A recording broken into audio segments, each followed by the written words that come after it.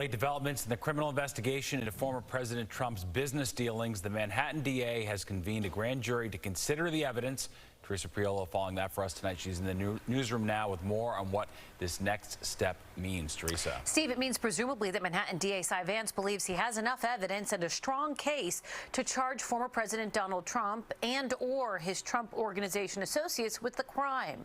Vance's investigation has spanned 2 years and comprised of millions of pages of documents. Now we wait to see what a grand jury decides. This is put up or shut up time for both Donald Trump and for Cy Vance. Late Tuesday, word leaked that a grand jury has been convened to decide if former President Donald Trump or his associates engaged in criminal activity to line their own pockets. Vino Varghese is a former New York City prosecutor and now a defense attorney. The grand jury secrecy is one of the most holy things in the criminal law. It's supposed to be preserved to the nth degree. The grand jury, made up of 23 New Yorkers, will sit 3 days a week for 6 months. It's expected they'll hear other cases outside of those involving the former president.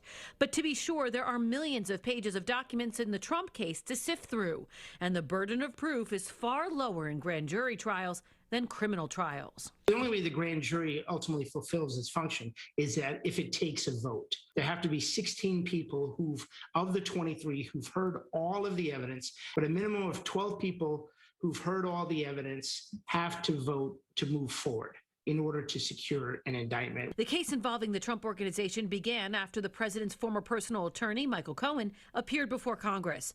Since then, Vance's office has engaged in a protracted legal battle to obtain the president's tax returns. He won that fight this past winter.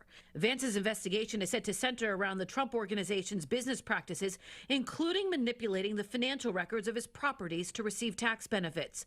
The grand jury is expected to hand up their answer just as the tenure of Cy Vance is coming to a close. Vance's legacy has been, questioned, and he's leaving. So he may see this as his final hurrah, which is he indicted Donald Trump, and he'll leave it to the next DA and team to secure a conviction. Fox 5 reached out to the DA's office. They declined to comment. We also contacted the Trump Organization, which did not return our calls. Steve. Very well. Thanks, Teresa.